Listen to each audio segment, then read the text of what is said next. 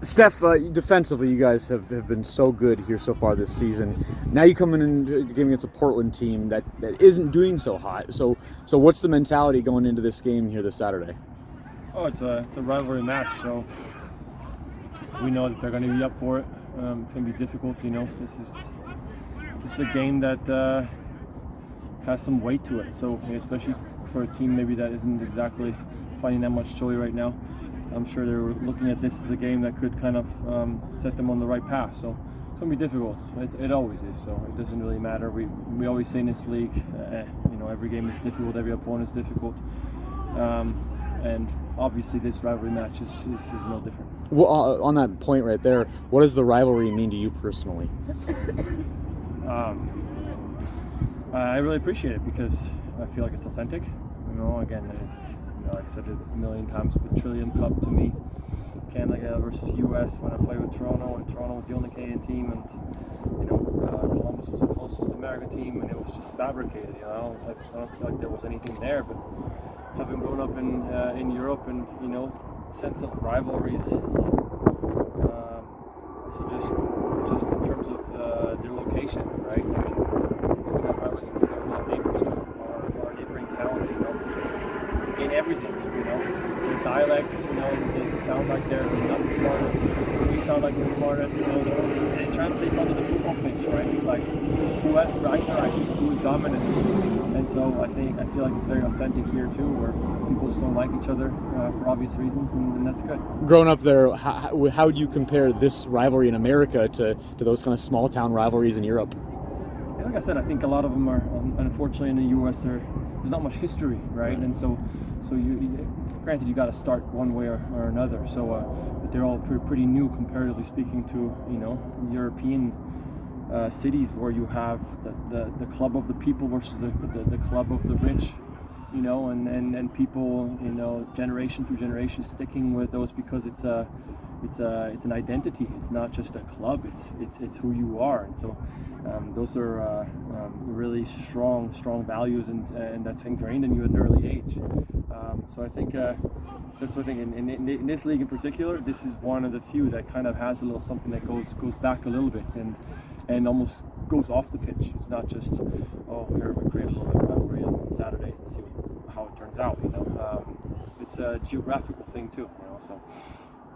It's good. It's going to take some time to create these things, but I'm happy that we're one where it's meaningful and I get to play in those. Stefan, you don't think that them having multiple injuries will affect any of that vibe or any of that rivalry feel as far as what they are able to bring?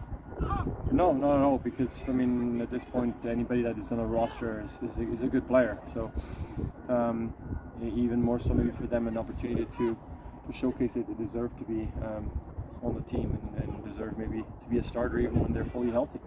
Maybe even pushes some of the guys to come back from injury a little bit quicker because a massive game. But I'm pretty sure I don't need to encourage them to be ready for the game. They'll be ready for it. Communication is key, and playing in a crowded stadium with the noise, is that an issue down there? Oh yeah, but it's an issue in a lot of places. Yeah. We got almost 40,000 people at our place regularly, so at this point now there's a lot of stadiums where it's hard to communicate. It makes it even more important that you work on these things here where we can try to ingrain them so that they become second nature. And then when the communication is maybe not as clear, that people will go into the right spots and recognize situations based on what they saw in training hard. As a captain, how do you balance? This is a veteran team, right? So they're not gonna get too high up or too low for a game like this. But just how do you balance that messaging of, hey, we got to play our game and we got to start strong and obviously finish strong? Yeah, I'm gonna leave that up to the coaches in terms of our game plan, and but I think we've always handled that quite well throughout seasons. That we've never been too high and never too low. As much as possible, try to keep an even keel and work your butt off every day. No different, guys are working hard this week. It's nice to be in the front of the pack early on, but it can quickly change, and so you want to do everything you can to keep the vibes. It takes results, it takes points, and I think we're aware of that. So is that more of a message in practice as opposed to the game? Just in terms of let's continue to be consistent in practice, I guess. Yeah, that's always got to be the standard.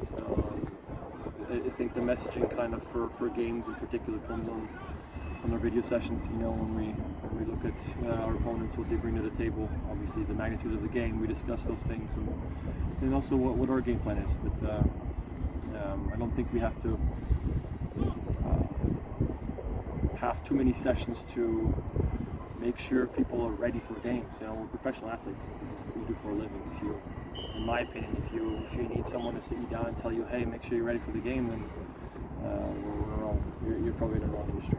Josh Atencio had the goal, obviously, but what did you see from him in the defensive midfield, defensively there in the game? I thought even without the goal, I thought in the first half already had a really good game. You know, I think I said it after the game that he found himself A, having to fill some massive shoes, and B, in the midfield against some good players, you know, against a good team. So for him to go in there and wiggle out of some tough positions, I think at times, and maintain possession and put some good pressure on opponents and then win us some balls, that was all very, very good to see from the get-go. And obviously the strike is the cherry on top of the cake. So all deserved. Super happy for him. I know it creates a lot of depth, a lot of issues for the coach, which is probably a very good problem to have.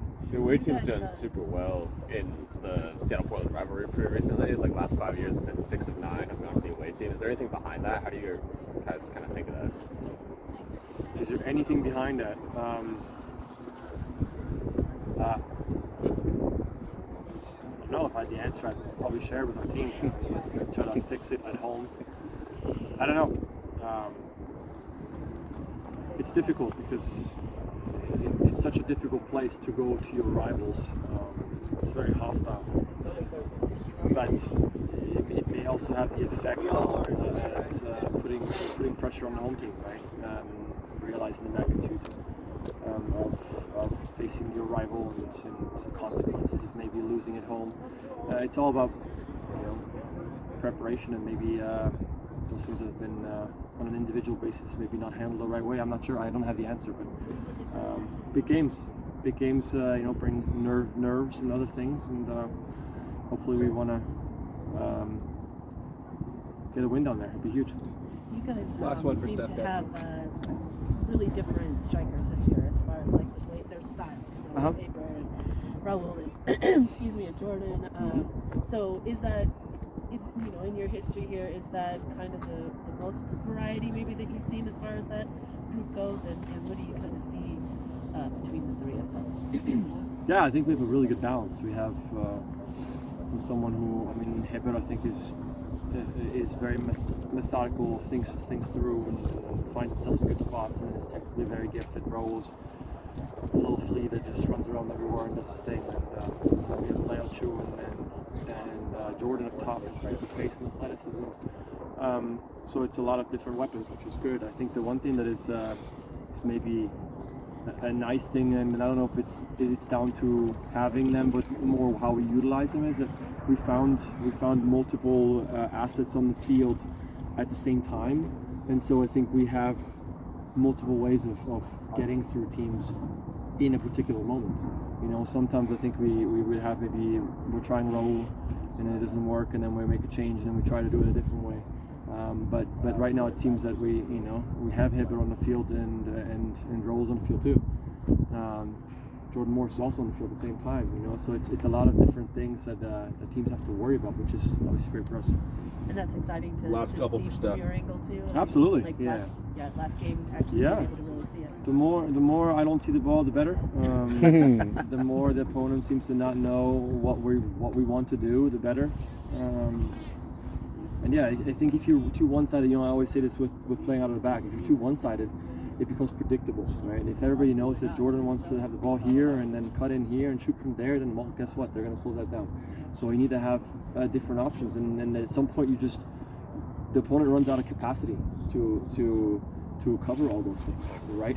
Because now you think you have Jordan covered and you have Leo Chu covered, and well, Raul's going to conjure something up out of nothing, and you didn't think about that. So that's why you have to have quality in the field, and I'm happy with what we have on our score.